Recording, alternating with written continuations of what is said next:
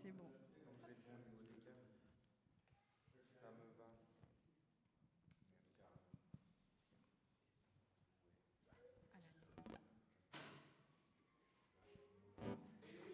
On commence, on chante.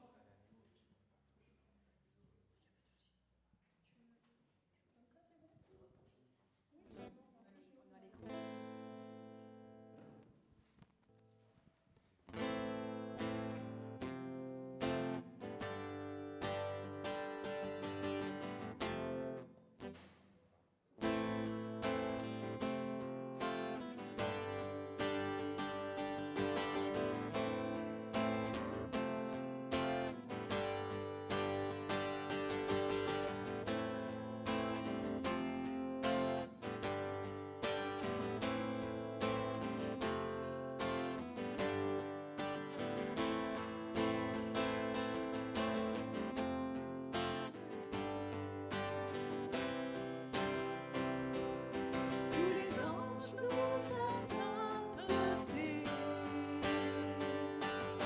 L'univers crie sa majesté.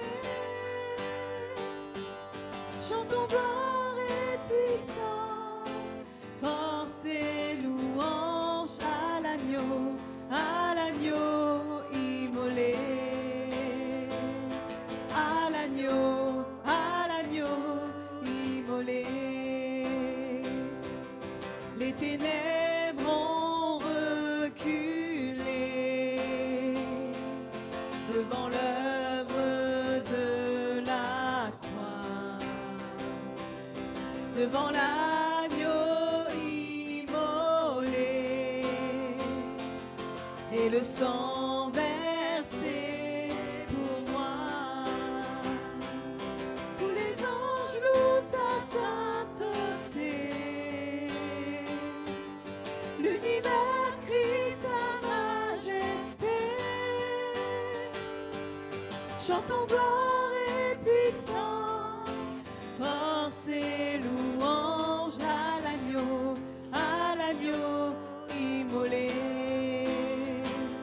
À l'agneau immolé. De la vie qu'il a donnée à la vie qui brûle en moi. Tant d'amour et à jamais ma reconnaissance pour moi. Tous les anges louent sa sainteté. L'univers crie sa majesté. Chantons gloire et puissance, force et louange à l'agneau immolé. À l'agneau immolé. Vivant, vivant, puissant, puissant,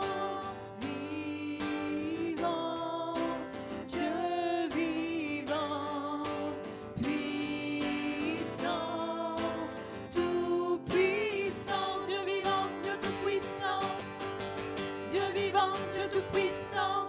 Tous les anges louent sa sainteté. L'univers crie sa majesté. Chantons gloire et puissance, force et louange à l'agneau immolé. À l'agneau immolé.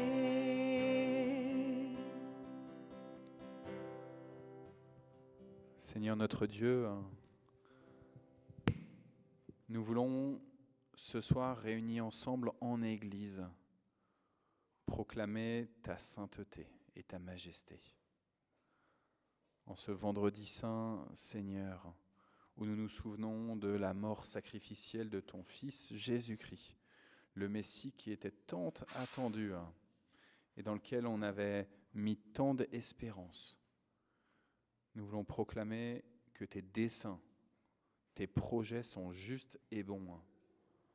Béni sois-tu, Seigneur, toi qui es Alpha et Oméga, toi qui es le premier et le dernier, toi qui sais au-delà de nous-mêmes ce qui est juste et bon pour ce monde, pour cette création. Amen. Je vous invite à prendre place, sœurs et frères. Voilà, on avance dans notre semaine sainte. Après le dimanche des Rameaux, où Jésus est rentré dans cette ville de Jérusalem sous les acclamations du Hosanna, Hosanna, Hosanna, béni soit celui qui vient au nom du Seigneur.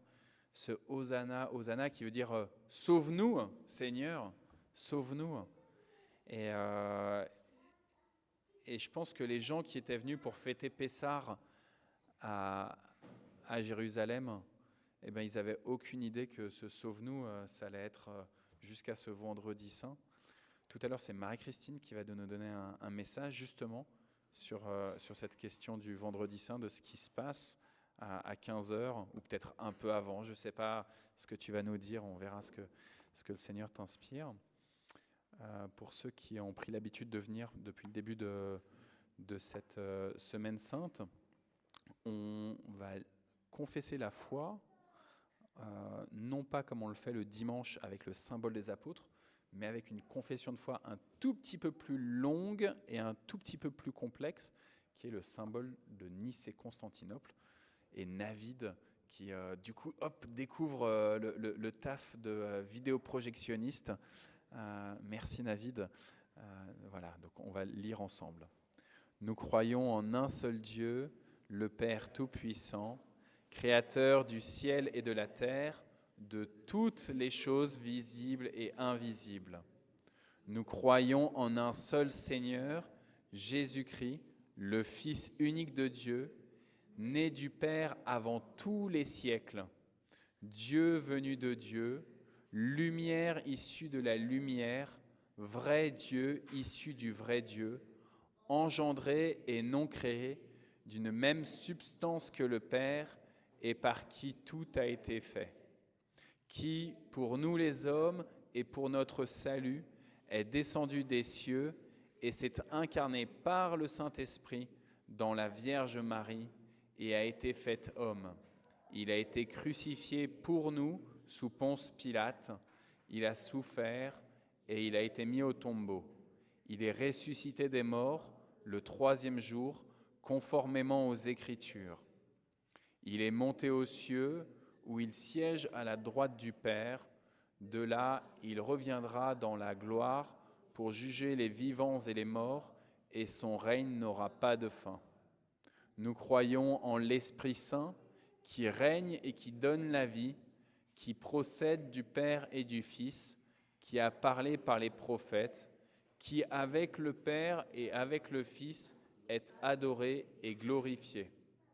Nous croyons l'Église une, sainte, universelle et apostolique. Nous confessons un seul baptême pour la rémission des péchés. Nous attendons la résurrection des morts et la vie du monde à venir. Amen.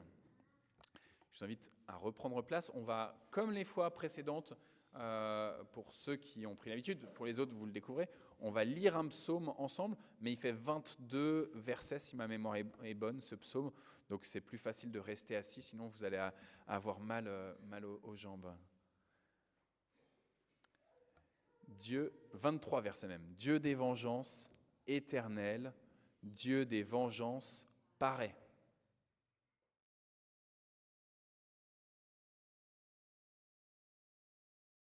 T'es descendu. Voilà. Lève-toi, juge de la terre, rends aux superbes selon leur œuvre. Jusqu'à quand les méchants, ô Éternel, jusqu'à quand les méchants triompheront-ils ? Ils discourent, ils parlent avec arrogance, tous ceux qui font le mal se glorifient. Éternel, Ils écrasent ton peuple, ils oppriment ton héritage. Ils égorgent la veuve et l'étranger, ils assassinent les orphelins. Et ils disent, l'Éternel ne regarde pas, le Dieu de Jacob ne fait pas attention. Prenez-y garde, hommes stupides, insensés, quand serez-vous sages ?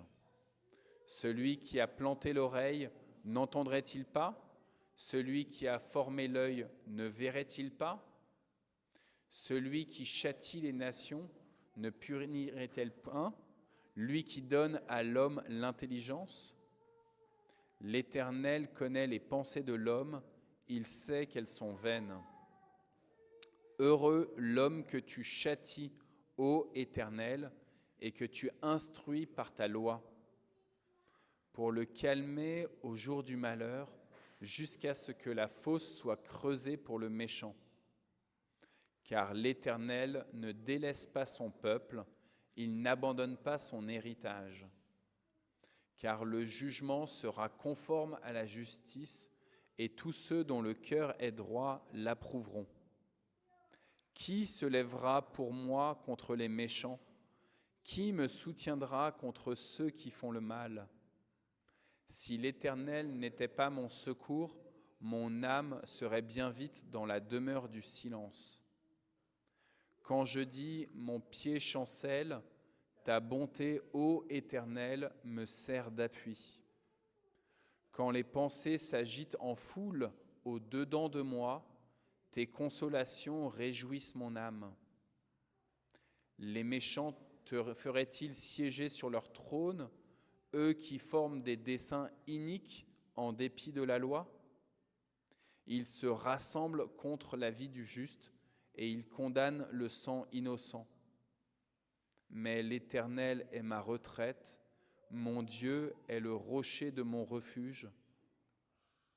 Il fera retomber sur eux leur iniquité, il les anéantira par leur méchanceté. L'Éternel, notre Dieu, les anéantira. Hier, on avait déjà un psaume qui n'était pas évident. À nouveau, c'est un psaume pas évident. Et notamment, je ne sais pas si vous, comment ça vous a impacté, mais moi, il est heureux l'homme qui est châtié par l'Éternel, parce que du coup, il est enseigné par les voies, les commandements de Dieu. C'est un peu dur, hein, mais en même temps, c'est ça aussi la béatitude, c'est de savoir aussi être corrigé par le Seigneur. Nous allons chanter, et nos deux chants, et puis après, ce sera Marie-Christine.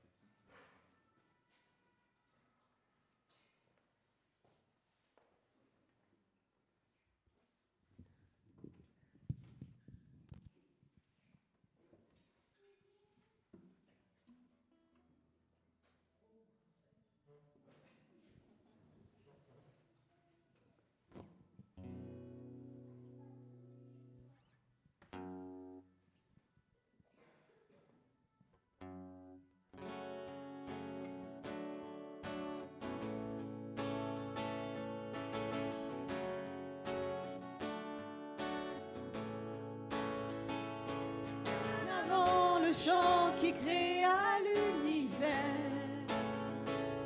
bien avant l'esprit qui planait sur la terre, bien avant que tu me formes de la poussière, tu rêvais du jour où tu pourrais m'aimer. Bien avant les premiers battements de mon cœur, bien avant que je m'éveille à ta douceur, bien avant mes doutes, mes joies et mes douleurs, tu rêvais du jour où je pourrais t'aimer. Tu rêvais du jour où je pourrais t'aimer. Abba Père, je suis à toi. Abba Père, je suis à toi. Abba Père, je suis à toi. Abba Père, je suis à toi.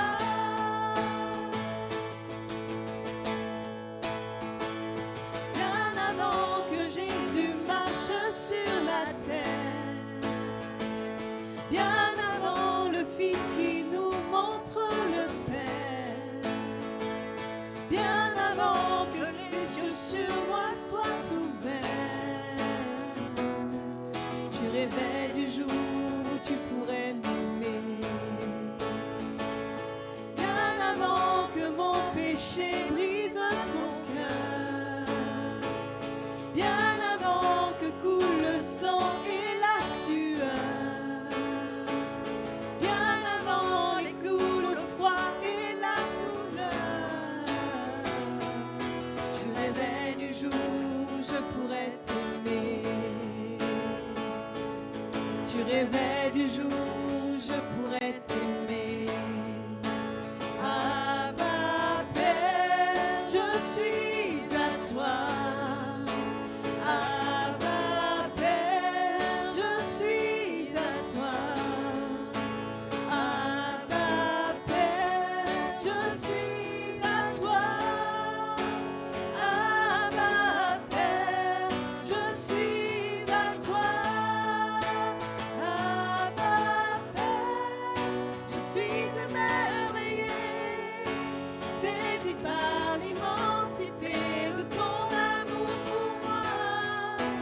Abba Père, si grande est ta tendresse, ton cœur est grand ouvert et je viens plonger dans tes bras.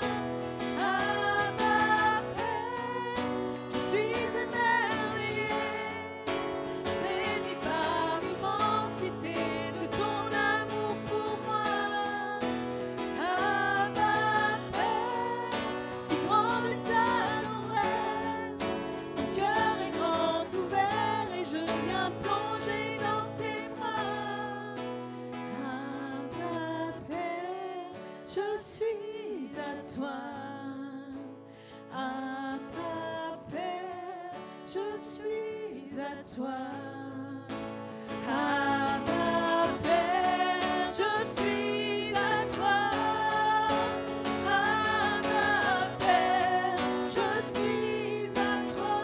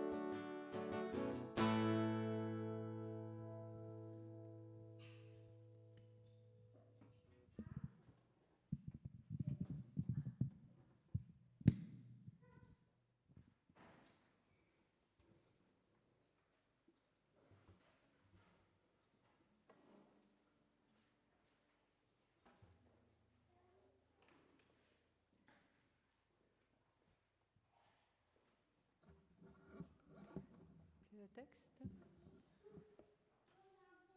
Formidable.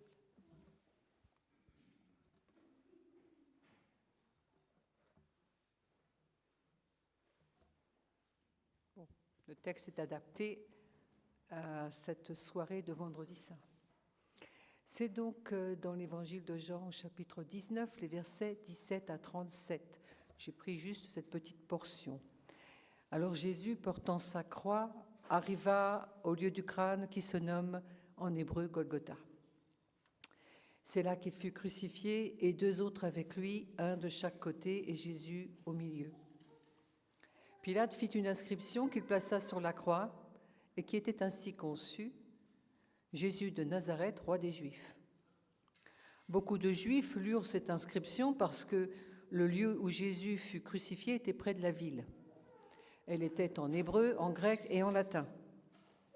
Les principaux sacrificateurs des Juifs dirent à Pilate: « N'écris pas roi des Juifs, mais écris qui l'a dit, je suis roi des Juifs. » Pilate répondit: « Ce que j'ai écrit, je l'ai écrit. » Les soldats, après avoir crucifié Jésus, prirent ses vêtements, ils en firent 4 parts, une part pour chaque soldat. Ils prirent aussi sa tunique, qui était sans couture, d'un seul tissu, depuis le haut jusqu'en bas. Et ils dirent entre eux: « Ne la déchirons pas, mais tirons au sort à qui elle sera. » Cela arriva afin que s'accomplisse cette parole de l'Écriture. Ils se sont partagés mes vêtements, ils ont tiré au sort ma tunique. Voilà ce que firent les soldats. Près de la croix de Jésus se tenaient sa mère et la sœur de sa mère, Marie, femme de Clopas, et Marie de Magdala.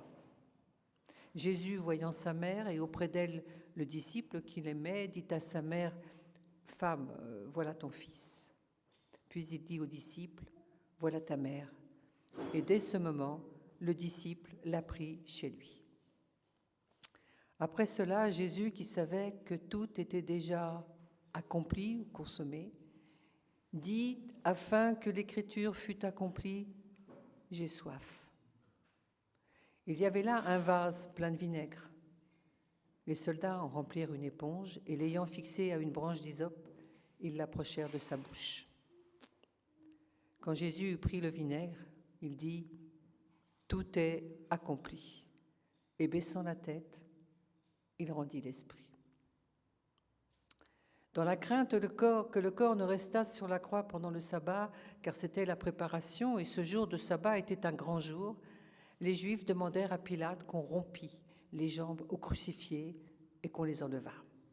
Les soldats vinrent donc et ils rompirent les jambes au premier, puis à l'autre qui avait été crucifié avec lui.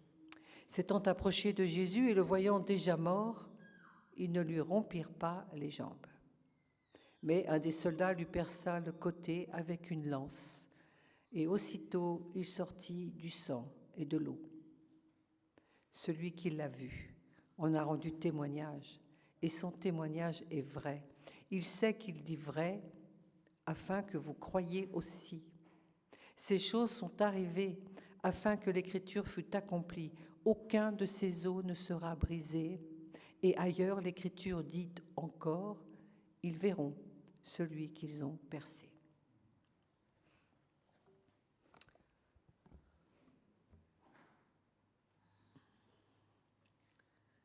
Alors ce soir, nous nous projetons dans un autre temps. Un temps historique, il y a plus de 2000 ans, Jésus le Christ fut crucifié. Mais aussi un temps éternel qui nous renvoie à la fondation du monde, à la création de l'humanité, jusque dans l'éternité, les temps éternels de Dieu. Dans de nombreuses églises, dont la nôtre, on commémore cet événement avec gravité et tristesse, car en fait, c'est le souvenir d'une torture, d'une humiliation, d'une agonie et d'une mort. La mort de celui qui s'appelait Emmanuel, Dieu parmi nous, mais qui était aussi fils de l'homme, humain, parfaitement humain. Il est mort comme tous les humains. Les évangélistes ont voulu attester de la mort réelle de Jésus. Des allégations de toutes sortes ont essayé de faire naître le doute concernant la mort du Seigneur, une mort effective, en prétendant, et on entend encore, qu'il s'agissait d'un coma, et qu'en fin de compte, il n'aurait pas été ressuscité, mais qu'il serait revenu à la conscience. Ce sont là des inventions. Et on remarque dans le texte d'aujourd'hui et dans d'autres que les soldats, entre autres, sont venus briser les jambes des crucifiés. Ça permettait, le pauvre, de les étouffer. Ils s'étouffaient, les jambes brisées. Et lorsqu'ils sont arrivés vers Jésus, il était déjà mort, dit la parole.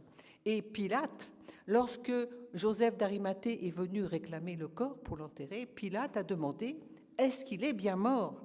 Et on lui dit « Oui, il est mort depuis longtemps. » Donc ceci pour dire que véritablement, Jésus le Christ, le Messie, est mort. Mais alors, on peut se poser une question. Comment pouvait-il mourir ? Comment est-il possible que celui en qui demeurait la plénitude de la divinité ait pu mourir ? Comment est-il possible que celui en qui demeurait l'Esprit éternel du Père ait pu mourir ? Comment est-il possible que celui qui s'appelait vie éternelle, comme dit Jean, ait pu mourir ? Eh bien, Jésus a dû abandonner sa vie éternelle. Il a dû la donner. Il a dit lui-même, « Personne ne m'ôte la vie, mais je la donne de moi-même. J'ai le pouvoir de la donner, j'ai le pouvoir de la reprendre. » C'est dans l'évangile de Jean au chapitre 10, verset 18. Donc Jésus a dû abandonner sa vie éternelle pour pouvoir expérimenter la mort de son corps et de son âme. Il a dû remettre son esprit de vie au Père pour pouvoir mourir. Il dit dans Luc, l'évangile de Luc, au chapitre 23, au verset 46, on lit « Jésus s'écria d'une voix forte, « Père, je remets mon esprit entre tes mains. » En disant ces paroles, il expira. Il pouvait mourir puisqu'il avait donné son esprit éternel au Père. Son esprit éternel a rejoint le Père, son âme a rejoint le séjour des morts, l'Hadès, elle est morte, et son corps a rejoint la tombe. Pendant 3 jours, Jésus, Emmanuel, Dieu parmi nous, il a connu la mort. La chair de Jésus est morte, c'est-à-dire son corps et son âme. Alors, pendant ces 3 jours, donc, où il est resté dans la tombe, son âme a rejoint l'Hadès. Arnaud nous a fait lire une confession de foi qui n'est pas la confession habituelle, mais je l'ai bien aimée. Dans la confession de foi que nous disons habituellement, qui est le didaché, le symbole des apôtres, nous disons que Jésus est descendu aux enfers. Étrange proclamation qu'on ne trouve pas dans les évangiles. Cherchez. Peut-être que les pères de l'Église au IVe siècle ont un peu interprété ce que Pierre a écrit dans sa 2e épître lorsqu'il dit, au chapitre 3, que Jésus a été mis à mort quant à la chair, donc son corps et son âme, mais il a été rendu vivant quant à l'esprit, et par la puissance de cet esprit, donc esprit de résurrection éternelle, il est même allé prêcher aux esprits emprisonnés qui autrefois avaient été incrédules. C'est un peu mystérieux. Est-ce que cela veut vraiment dire que Jésus est allé aux enfers ? Question. Je vous dirais, avec quel esprit ? On a lu qu'il a remis l'esprit au Père. Ce n'est pas seulement dans l'évangile de Jean, c'est dit dans d'autres esprits. Ainsi, ce n'est que le 3e jour que l'esprit du Père l'a ressuscité et qu'il a donc reçu à nouveau, il a été de nouveau habité par le Saint-Esprit. Alors, comment aurait-il été possible que son esprit éternel ait été aux enfers ? Non, la parole nous dit qu'il est mort et qu'il est allé dans l'Hadès, le séjour des morts. Cette prison dont parle Pierre, tous les êtres humains étaient emprisonnés, en fait, c'est la prison du péché, c'est la prison de la mort. Josué à la fin de sa vie, annonce sa mort prochaine au peuple d'Israël avec une formule que je trouve bien formulée en fait. Il dit « Voici, je m'en vais maintenant par le chemin de toute la terre. Nous mourrons tous. » La mort est inéluctable, elle est une malédiction qui frappe toute l'humanité. D'après le récit biblique, tous les humains sont devenus mortels. À l'origine, l'Adam, l'homme et la femme, fut créé âme vivante. Il fut créé donc de la poussière, et puis il est dit, il fut une âme vivante par le souffle de Dieu. Donc son corps s'est animé, son âme est devenue vivante, et en fait, elle était plutôt vouée à être immortelle. Mais par sa désobéissance, Adam a perdu cette immortalité parce que Dieu lui avait dit « Le jour où tu en mangeras, donc le jour où tu vas désobéir, on ne va pas voir qu'est-ce que c'est comme fruit, c'est le fruit, c'est la désobéissance. Le jour où tu en mangeras, tu mourras. » Et si vous avez lu votre Genèse, vous vous êtes aperçu qu'Adam a encore vécu 930 ans. Bon, alors bien sûr, pour Dieu, un jour est comme 1000 ans, mais quand même, il n'est pas mort le jour même. On aurait pu penser que le soir même, pof. Non, il a encore vécu 930 ans, mais on peut dire que son corps et son âme étaient programmés pour mourir. Son âme est devenue mortelle. La race humaine s'est alors trouvée, on va dire, contaminée un peu comme un virus, contaminée par le virus de la mort. De génération en génération, et rien ne semblait pouvoir l'arrêter. Aucun saint, aucun prophète, rien ne pouvait empêcher cette mort de continuer. Et on pourra dire que chaque être humain est programmé mort, entre guillemets, quand Jésus est dit, entre autres, vous savez, vous avez ce jeune homme qui voulait enterrer son père. Il voulait aussi suivre Jésus. Et Jésus lui dit, laisse les morts enterrer les morts. Ça semble un peu sévère quand même, l'empêcher d'aller enterrer son père, mais enfin, bon, laisse les morts. Ils sont pourtant là, vivants sur pied. On a eu toute une séance, on a eu des funérailles lundi. On ne leur a pas dit aux gens, ne seraient pas bienvenus. Une question se pose alors. La maladie du péché, cette contagion mortelle, ne pouvait-elle être stoppée ? Notre Dieu s'était-il résigné à cet état de choses ? On va répondre non. Non, parce que dans un autre texte, dans le deuxième épître de Pierre, entre autres, il est écrit « Dieu ne veut qu'aucun homme périsse. » Ce que Dieu veut, Dieu fait. Alors, on pourrait dire qu'avant même la fondation du monde, c'est écrit aussi « Dieu avait pourvu un remède ». Qu'est-ce que c'est que ce remède ? Donc ce soir, on se rappelle particulièrement de la mort du Seigneur. Moi, j'aime bien réfléchir aussi peut-être sur les textes. Vous ne vous êtes pas demandé pourquoi Jésus a-t-il subi la honte, la douleur, l'agonie, on pourrait même dire la torture. Dieu ne pouvait-il pas racheter l'humanité d'une autre manière ? Il est le Tout-Puissant, non ? D'ailleurs, quand on relit, là c'est Matthieu, le chapitre 27, les versets 38 à 44, les passants injuriaient Jésus, disant « Hé, sauve-toi toi-même. Si tu es le Fils de Dieu, descends de la croix. » Les principaux sacrificateurs, les scribes, les anciens se moquaient de lui et disaient « Eh oh, il a sauvé les autres. Et si les rois d'Israël qui descendent de la croix, et nous croirons en lui. Il s'est confié en Dieu. Eh bien, que Dieu le délivre maintenant, qu'il le sauve. » Est-ce que Dieu n'aurait pas pu le faire ? D'après les décrets éternels de Dieu, il fallait qu'il en soit ainsi. Les décrets de Dieu sont définitifs. Dieu a dit, ça doit s'accomplir. La condamnation à mort promulguée contre l'humanité devait être appliquée. D'après la propre loi, du Dieu créateur. Personne ne pouvait l'annuler.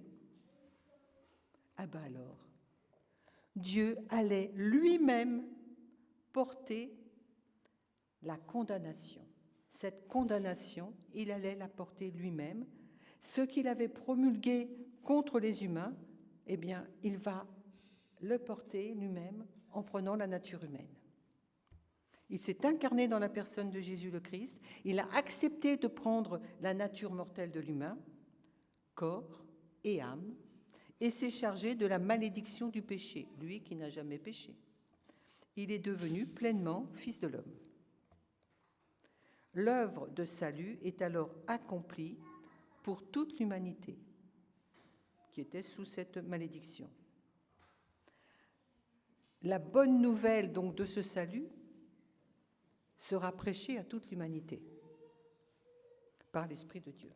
On y reviendra, je pense que ça sera annoncé le jour de la résurrection. On ne va pas avancer dans les épisodes. Résurrection. Jésus n'est pas resté donc dans le séjour des morts. Il est ressuscité et cette vie éternelle qu'il avait dû abandonner, Dieu le lui a redonnée. Elle est de nouveau habitée en lui. Alors on se dit, bon, l'œuvre est accomplie, d'après ce qu'on vient de lire, tout est accompli, et pourtant, nous, les humains, on doit encore passer par la mort. Moi, quand je suis venue au Seigneur et que j'ai commencé à lire ça, j'ai dit, vous ne mourrez point. Je me suis dit, chouette. Et pourtant, j'ai eu beaucoup d'amis chrétiens qui sont morts. Alors, au dernier soupir, l'âme rejoint le séjour des morts, l'Hadès. Le corps va dans la tombe, et l'âme, qu'est-ce qu'elle devient? Il y a une espèce de croyance, je ne sais pas si vous avez déjà vu, par exemple, le cycliste qui gagne la course, il fait ça pour dire que son père qui est mort il y a 2 jours le voit. On entend des personnes dire « ma mère me vient au secours » et tout. Mais l'âme du papa, de la maman, de ceux qui sont partis, elle est morte. Elle est dans le séjour des morts. L'âme n'est pas immortelle. Elle meurt. Et à un moment donné, elle ressuscite. C'est ce qu'on annonce quand on parle de la résurrection de la chair. Parce que la chair, ce n'est pas seulement le corps humain, le corps, vous savez, ma chair. Non. Quand on lit les évangiles, quand on lit la parole, quand on lit Paul, entre autres, qui parle des œuvres de la chair, en fait, c'est tout ce qui équivaut à notre personnalité, à notre mémoire, à notre volonté, à notre cœur même. C'est ça, la chair. Donc, à un moment donné, Dieu ressuscite la chair, l'âme. Et cette âme, une fois ressuscitée, eh ben, elle va passer en jugement. Le jugement, bah oui, ça existe, le jugement. La parole, on a le jugement du trône blanc, on a plusieurs jugements. Le Seigneur nous donne plusieurs, on va dire, de façon symbolique, allégorique, le jugement dernier, quoi. À un moment donné, donc, et moment, le terme n'est peut-être pas bon, puisque nous sommes dans l'éternité. Ça ne sera pas dans 2000 ans, dans 3000 ans, dans 5000 ans. Quelque part, c'est un présent éternel. Donc l'âme ne peut revivre que parce que Dieu la ressuscite. L'âme n'est pas immortelle. Le jugement, c'est quoi? C'est donc, le Seigneur dit, il y a un passage où le Seigneur parle de ce jugement qui, malheureusement, s'annonce difficile et peut s'avérer être, on va dire, capital, puisque on le voit dans la parole, il parle de la seconde mort. Ceux qui ne passeront pas le cap du jugement mourront dans la seconde mort. Ce ne sont pas les œuvres, parce qu'on va être jugé, il y a un jugement selon les œuvres. Moi, je dis Dieu est miséricordieux, il y a un jugement selon les œuvres, mais celui qui a reçu la foi en Christ est exempt de jugement, puisque Jésus a porté ce jugement. Jésus a été crucifié, il est mort à notre place en quelque sorte. Donc celui qui croit en lui, le Seigneur lui dit qu'il ne mourra pas. Ça veut dire quoi? Ça veut dire qu'il ne mourra pas de la seconde mort. Il va recevoir la vie éternelle. L'âme n'est pas immortelle, mais elle reçoit la vie éternelle du Seigneur parce qu'il nous a sauvés. Et parce qu'au moment du jugement, il y a quelqu'un, le Seigneur, qui dit « Celui-là, il ne passe pas en jugement. J'ai été jugé, j'ai été condamné pour lui. Il a accepté ma grâce, il n'est pas jugé. » Ceux qui n'ont pas connu le Seigneur, ceux qui l'ont refusé, ils sont jugés d'après leurs œuvres. Je mets ça dans les mains du Seigneur, mais d'après la parole, ce n'est pas très bon signe. Et la parole, dans ces textes, ne parle pas vraiment d'enfer, de tourment. Le feu éternel, c'est le feu qui est éternel. Ce n'est pas des gens qui vont rôtir dans un... Vous avez vu les tableaux du Moyen-Âge, hein, on les voit rôtir, comme on rôtit le méchoui. C'est assez affreux. Non, en fait, on va dire peut-être, moi je ne sais pas, hein, c'est plutôt un lieu de destruction, point à la ligne. Bon, il est détruit, mais comme il y a des générations depuis la nuit des temps qui peut-être sont jetées dans ce feu éternel, c'est le feu qui est éternel, c'est pas la souffrance. Moi, j'ai confiance dans la miséricorde du Seigneur. Jésus dit à Marthe, qui pleure son frère Lazare, « Celui qui croit en moi vivra, même s'il est mort. » Quand même il serait mort. Et il dit, « Celui qui croit en moi ne mourra jamais. » Donc là, on voit bien que Jésus parle donc de la mort physique, quand même il serait mort physiquement, là, dans son lit, dans sa tombe, il vivra. Celui qui croit en moi ne mourra jamais. Donc on voit bien qu'il y a là deux morts. La première mort et la seconde mort qui est la condamnation. Alors, pour terminer, je vous lirai l'appel de Paul qu'il écrit aux chrétiens de Corinthe. « Nous vous en supplions, au nom de Christ, soyez réconciliés avec Dieu. » Colossiens 5, 20. C'est impératif, c'est urgent, nous en supplions. Il y a bien un danger. Quelquefois, on est un peu mollasson. On est un peu mollasson dans nos églises, un peu mollasson dans nos familles, on n'ose pas trop parler, et même pour nous-mêmes, on se laisse un peu aller. Que faut-il faire pour être réconcilié avec Dieu ? Dans Actes chapitre 2, ceux qui entendent Pierre et Jean qui prêchent, et ils sont touchés. Si seulement on avait ce genre de prédication. Et ils disent, mais que faut-il faire pour être sauvé ? Il répond, repentez-vous. Soyez baptisés au nom du Seigneur Jésus-Christ, vous serez sauvés.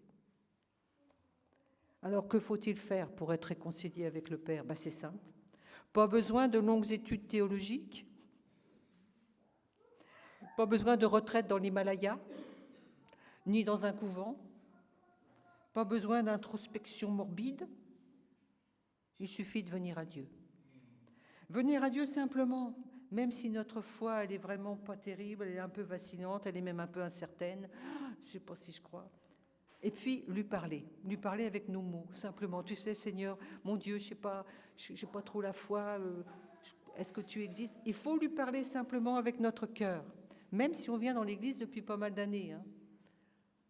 La foi, ça se construit, ça s'entretient. Et puis, lui parler, lui dire aussi ce qui ne va pas dans nos vies, dans nos existences, par rapport à ce qu'on ne fait pas, ce qu'on fait, qu'on ne devrait pas faire, ce qu'on pense qu'on ne devrait pas penser, ce qu'on dit qu'on ne devrait pas dire. Le lui dire. Et puis, lui demander pardon, et puis avoir confiance. Avoir confiance, parce que même si notre intelligence, elle veut des preuves, elle veut des sensations, et puis qu'on n'a rien, il faut venir au Seigneur avec confiance, parce que lui, il va faire l'œuvre. Et lui, moment par moment, il va faire des révélations. Il va accomplir des œuvres dans notre vie. Et tout ça, il va falloir le garder. Et le Seigneur, dans la parole, il dit souvent Ils répètent souvent tous les bienfaits. Souviens-toi de mes bienfaits. Nous aussi. Des petites choses, il faut les écrire, il faut se souvenir. Il faut entretenir notre foi. Parce que c'est notre avenir éternel qui est là aussi en cause. Et aussi celui des nôtres. Parce que notre foi, notre fidélité, elle est vue par les autres. Par nos collègues, par nos voisins, par nos relations, par nos familles. Ils peuvent être pendant un moment. Et puis un jour, ils vous posent une question. Un jour, on s'aperçoit, vous dites, je vais prier pour toi. Et on s'aperçoit que la personne dit, ah oui, on a connu ça. Une personne qui disait, arrête, m'embête pas avec tes bondieuseries. Et puis un jour, on lui dit, on va prier pour vous. Elle dit, ah oui, merci. Donc c'est ça aussi notre témoignage. Alors, je terminerai avec cette parole que le Seigneur a dit, a promis. À celui qui frappe, on ouvre. Et celui qui cherche, trouve. On ne se lasse jamais de chercher. On ne se lasse jamais de méditer. On ne se lasse jamais de poser des questions. Vous voyez, je dis, dans ce texte, dans ces évangiles, ça nous pose beaucoup de questions. Où était Jésus? Comment est-ce qu'il a pu mourir? Pourquoi est-ce qu'il est mort? Et tout ça, il faut y réfléchir et méditer. Ça fait partie de notre vie avec le Seigneur et ça nous tient avec lui. Méditer, prier, veiller sans cesse et chercher. Bon, voilà. Que le Seigneur continue son œuvre en chacun de nous pour ce temps de Pâques. Et puis on attend la résurrection. Elle est déjà faite, mais enfin, la commémoration de la résurrection. Amen.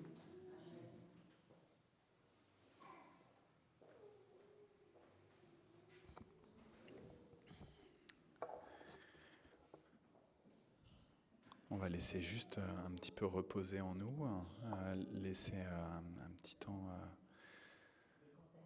exactement, d'appropriation. Et puis on va prier.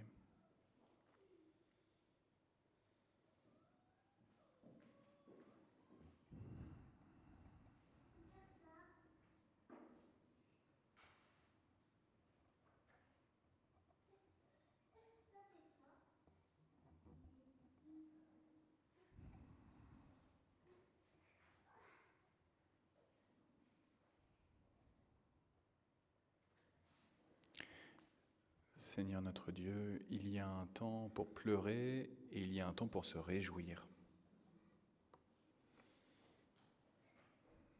Nous voulons tout d'abord te remercier d'avoir offert Jésus sur la croix pour nous et pour le salut de tous ceux que nous apercevons autour de nous, les bons comme les méchants. Oui, Seigneur, nous voulons te remercier parce que si justice devait être faite uniquement en fonction de nous-mêmes, il n'y aurait pas beaucoup de gens qui seraient sauvés. Alors nous te bénissons, Seigneur, que par le sacrifice de Jésus, et comme nous l'a dit Marie-Christine, tu souhaites qu'aucun ne se perde. Nous voulons te remettre, Seigneur, nos angoisses face justement à la mort, que ce soit la nôtre ou que ce soit celle de personnes qui nous sont chères, certaines qui sont malades en ce moment, certaines dont l'âme et le corps ne sont déjà plus pleins de ta vie.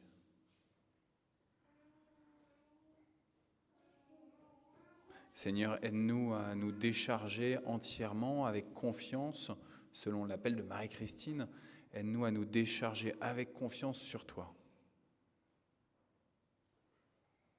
Et donne-nous la possibilité d'avoir des paroles de réconfort, d'espérance pour tous ceux qui sont fatigués, meurtris, affligés.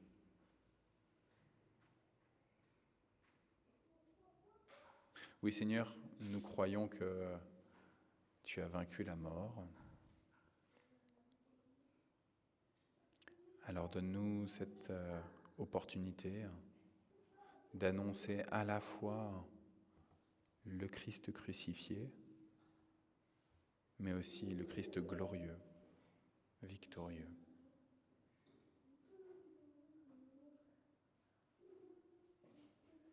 Nous te prions, Seigneur, pour les zones de conflit, où tant de vies aujourd'hui sont menacées, voire sont éteintes.